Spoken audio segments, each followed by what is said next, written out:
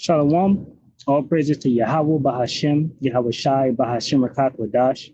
Double honors to the elder apostles, the bishops, and elders of GMS as well.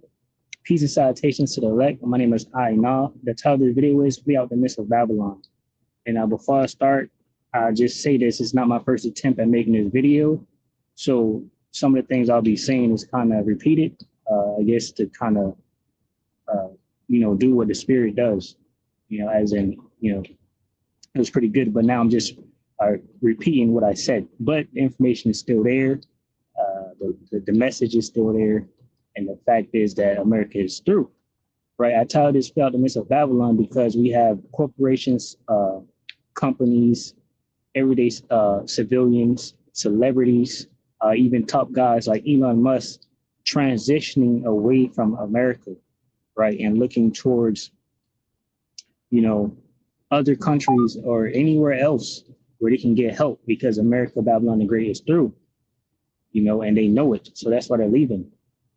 And on top of that, I had, at the same time, I had a thought about, us not being ignorant of Satan's devices, because in these videos, you're going to see that these corporations are moving towards these other countries where business is booming, or even BRICS that's now on the rise.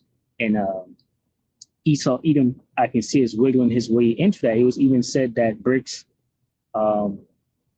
was started by our brother, pretty much, I believe it was Chase Morgan, that has started that BRICS thing, or gave, them the plan or the mindset to start that BRICS up, because, Esau is going to try to continue his power going. He's trying to destroy America for the reset, the new world order he's trying to bring forth. You can't just destroy your whole, money system and pretty much everything you establish. So these countries are leaving, and that was just kind of thought that I had to myself, but this Psalms 49:11 says their inward thought is that their houses shall continue forever, and their dwelling places to all generations. They call their lands after their own names. So it's in their mind that they're going to continue forever, even if they're trying to reset America, and destroy it in their money system. Because what's happening with these tariffs is destroying America, right? The middle class is being swept out of the way. The companies are leaving America, right? So the banking elites, the ones that control the world, they're watching this. So to keep themselves in power and keep their money system going, obviously they have their fruits in different baskets, basically, So this is Malachi 1:1. It says, the burden of the word of the Lord Yahweh, Bashim Yahweh to Israel, by Malachi. It says, I have loved you, said the Lord Yahweh, yet ye say, wherein hast thou loved us? Was not Esau Jacob's brother, said the Lord Yahweh? Yet I loved Jacob, and I hated Esau, and laid his mountains and his heritage waste for the dragons of the wilderness. It says, whereas Edom saith, we are impoverished, but we will return and build the desolate places. Thus said the Lord Yahweh, Bashim Yahweh of hosts, they shall build, but I will throw down, and they shall call them the border of wickedness, and the people against whom the Lord Yahweh have indignation forever. So everything written in the Bible is going to come to pass, because Yahweh Bashim Yahweh hates Esau. He's going to basically do what? Magnify himself through his people, the Israelites, and bless them and give them the heathen for possession.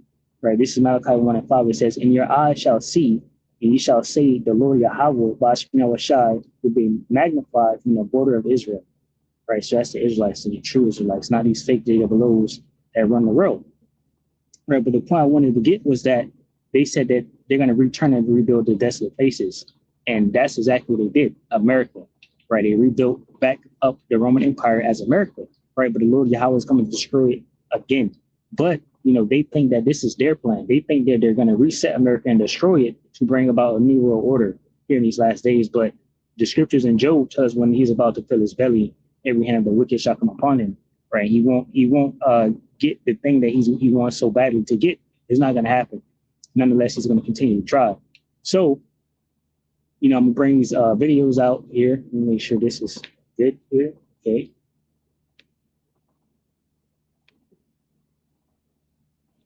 All right. So the title of this is We Out the Midst of Babylon. Like I said, you have corporations, companies, civilians, celebrities, everyone leaving America. right? And I also want to say that we understand, through the Spirit, the Holy Spirit, to give us understanding that when it tells us to flee out the midst of Babylon, I'm gonna get to that precept. It's not actually talking about physically leaving. It's just talking about returning back to the Heavenly Father Yahweh, right, and His Son Yahweh Shai, and rehearsing the righteous acts, keeping the law, statutes, and the commandments, right, and waiting on Him until He returns to redeem us out of this land, right? But people are actually leaving America too, and there's some scriptures on that. So I'll get all of that. I'm gonna play these videos, a compiling of videos here, about 2 minutes each, and then I'll get some precepts. Welcome to the Universal Update, bringing you the latest news from around the world. Elon Musk, once the face of American innovation and a symbol of Silicon Valley's relentless drive, has stunned the world by making a dramatic pivot. He's shifting the core of his empire, Tesla, SpaceX, and Starlink, away from the United States, the very country that fueled his meteoric rise. This isn't just a CEO making a business decision, it's a seismic move that's sending shockwaves through the global tech landscape and challenging the status quo of American dominance.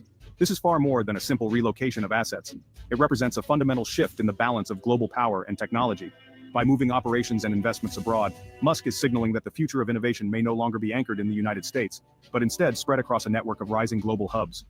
Musk's companies, once deeply intertwined with the US government through contracts and subsidies, are now forging new alliances with China and the BRICS nations. These emerging powers are eager to welcome his vision, offering resources, markets, and fewer regulatory hurdles. This realignment is more than symbolic. It signals the end of America's uncontested technological supremacy, raising questions about the nation's ability to retain its edge in a rapidly changing world. The decision marks a deliberate and public break from Washington's regulatory grip, directly challenging the post-Cold War order that placed the US at the center of global innovation. Musk's move is a bold statement against what he sees as stifling bureaucracy and outdated policies. Once celebrated as the ultimate symbol of American ingenuity, Musk is now redirecting his innovation engine to serve new global powers. He's betting that the next wave... Right. And Elon Musk is important because he's tied to Neuralink, right, which is tied to the MOTB mentioned in Revelation's 13th chapter. So that's why I say Esau Edom is moving, kind of smart, but trying to have his fruit in a lot of different baskets and maintaining his power. You have Elon Musk now trying to, I guess, wiggle his way into BRICS. You had the JOO lady that runs Mexico as a president and whatnot. She went to a BRICS meeting as an observer, right? She didn't join or anything like that. You have BRICS sent an invitation to Qatar, the Arab Emirates and whatnot, and they have received it, but they just haven't responded yet, or something like that, I believe. I want to see what would happen if they send it to Mexico, knowing that Mexico is also, just like this Arab Emirates guy, is of Jewish or Amalekite, a descent of Amalekite, right? Just like this JOO here in Mexico, they should probably do the same thing. They're just not responding yet. But anyway, so I kind of lost where I was going with that. So I'm gonna just play the video. Maybe it'll come back to me. Of breakthroughs will come from collaboration across borders, not just within America's borders. This story is more than a headline. It's a living case study in how global corporations are rewriting the rules of allegiance and influence. The lines between nations and companies are blurring, and the old playbook no longer applies. As Musk's loyalties shift and his companies become truly global, we're left to ask a profound question. Who truly controls the technologies shaping our future?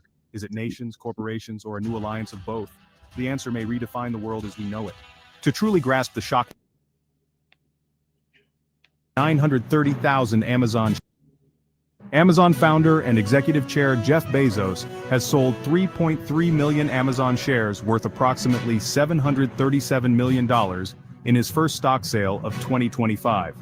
The transaction was disclosed in a U.S. Securities and Exchange Commission filing and executed under a 10b5-1 trading plan established in March, which allows executives to sell stock at predetermined times to avoid allegations of insider trading. This plan permits Bezos to sell up to 25 million Amazon shares through May 2026. Despite this large transaction, Bezos still holds about 905 million Amazon shares, maintaining significant influence in the company with roughly a 9% ownership stake. This is not the first. Right. Yeah. So, these banking elites, they know exactly what's going on because they're part of the cabal, right? You had that one show, Leaving America Behind or Leaving the World Behind or something like that, where basically the world was ending. Planes were falling out of the sky like it is now. Uh, Pamphlets were being flown to the sky, regarding war, kind of like what's happening now. A lot of things. Basically, the city's been troubled and whatnot. But anyway, in the movie, the guy and the lady, you have to watch the movie. I don't know the names, whatnot, but I know what happened. The guy had a friend that he did business with, and this friend was a part of the cabal, kind of like the banking elites. So the guy in the movie had this friend that his friend would call him and he'd move the money around for him. And his friend invited the guy to join the cabal, but he never really joined or whatnot. But he will always, jokingly talk about, his black cabal and things like that to his friend. So in this movie, before this event happened, right? So this was before the guy thought about this incident, before the incident happened with the America just, falling and all the planes falling out of the sky and the cities were troubled. His friend called him and moved a large sum of money. And the guy was like, this is a large amount of money, even for you to be moving at this time. You must have had another meeting with your black cabal, and usually his friend would laugh and they would laugh, whatnot. But this time his friend didn't laugh. He just said, take care of yourself, and it was done. So he's seeing it now that it was more serious and the guy knew something was coming, but he didn't tell him. Kind of like how Jeff Bezos here. I call him Jeff Bezos. Jeff Bezos here is moving his money around, slowly but surely, right? Because if you move too much, and it's kind of alarming or whatnot. So, people are, leaving America, and pretty soon Amazon and all that stuff will go down, in America, because America won't be having merchants or traffic or anything like that. So I'll skip that one.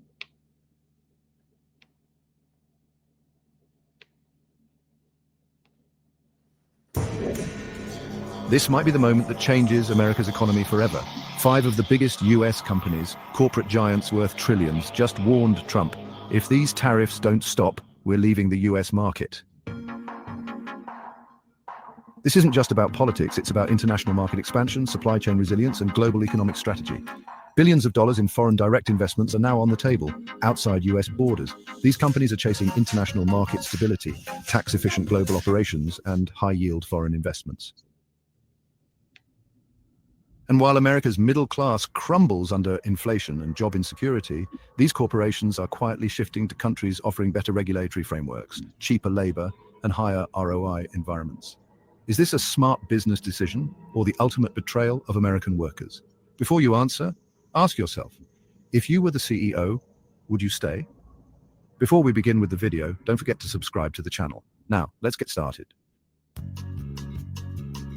Company number 1, Walmart. Walmart, the retail giant that has been a staple of the US economy for decades, is now at a crossroads. Recently, company executives made it clear to President Trump that the rising tariffs and unpredictable trade wars are putting significant pressure on their business. If the current trend continues, they may have no choice but to exit the US market and relocate their operations overseas. This strategic move is aimed at securing operational efficiency through international market expansion. Walmart is shifting its focus to emerging markets in Latin America and Southeast Asia, where the economic environment is less volatile and trade policies are more favorable. By diversifying into these markets, Walmart aims to protect its profitability and ensure global economic resilience. However, the situation is becoming increasingly precarious. The company... Right. So Walmart, even says right there, Walmart announces layoffs, right? Walmart is leaving. Walmart is thinking about leaving because America is finished. America is done.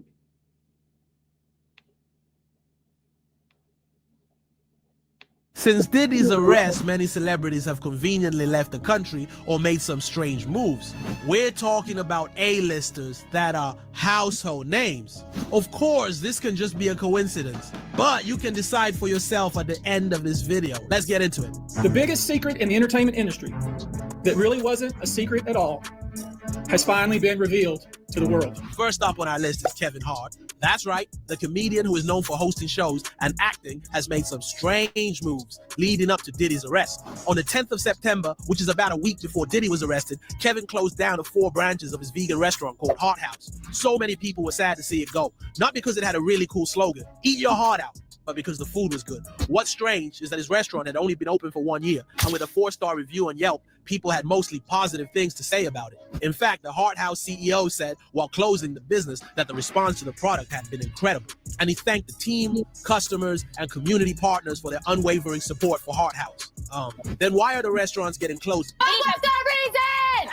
What was the Yeah, so I had brought out the fact that, it's kind of like how some people may have started up online businesses, in the past few months or the last year or so or whatnot. And now Trump has issued forth these tariffs, and the same stuff that you was getting from the wherever you was getting it from, you can no longer get it for the same price you was getting it for. So maybe now, you had to shut down because it's no longer profitable to you. Right, because basically America's ending. You can't even work here because of the tariffs and whatnot. So, and kind of that's what they go into with this guy here. You may be shut down because he needed the extra cash just in case something was going to happen. reason? It doesn't seem like it was a financial issue, or even the fact that people did not like the vegan menu. That's why social media users are now speculating that the shutdown is linked to Diddy's recent arrest. Think about it. Closing the restaurant could provide immediate cash for Kevin to stock up his reserves, especially if he thinks he'll need it soon. Before hosting shows like the roast of Justin Bieber and Tom Brady, Kevin Hart hosted a Diddy party back in 2010 where he streamed the whole thing live. I want to thank you for hosting the thing, man. It's been a pleasure. You didn't have to do it. You did it. No, I definitely didn't have to do it. I definitely didn't have to. The party was held in a hotel, and Diddy even... All right, so yeah, I mean, that's that. So basically, he was doing some strange things, like closing down business and things like that, before this arrest.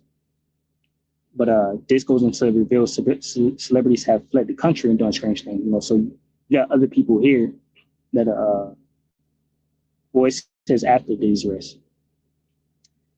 but even people are fleeing before Diddy's arrest, even like that one lady that they showed here, Ellen, or whatever. She had her right here. That are household names. Of course. Yeah, she left America kind of before Trump took office. So maybe she had more insight than his people, and they just, now they're realizing what's happening, and they want to be a part of it, but she left early.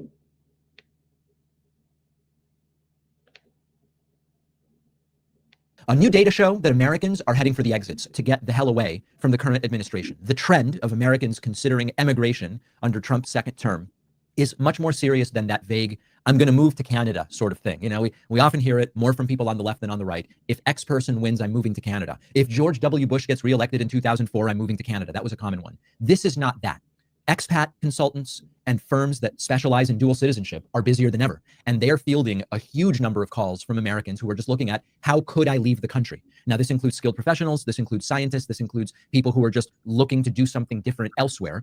If you look at Germany's Max Planck Society, they have seen a huge increase in applications from American researchers. And there are other countries that are saying Trump has generated a new talent pool by virtue of what they are doing with DOJ and with federal governments. We're seeing marginalized groups, LGBTQ people, people of color, actively looking for ways to leave the country over concerns about authoritarianism and discrimination and potentially even violence. Ireland reported a 50% increase in Americans applying for Irish passports, and many of those are citing the Trump administration as the motivating factor. You look at Google Trend data and you see spikes in searches for dual citizenship or citizenship by descent. You saw it after Election Day. We saw it after Inauguration Day. And then you have companies like Polaron, which helps people get European citizenship by descent. They have seen a huge increase of Americans looking for Plan B. Now, I've said before, I am entitled to Polish citizenship because my grandfather, who was Jewish, fled Poland related to the Holocaust. The problem I've had is that the documentation to prove that lineage is mostly Argentinian, which is not accepted by Poland.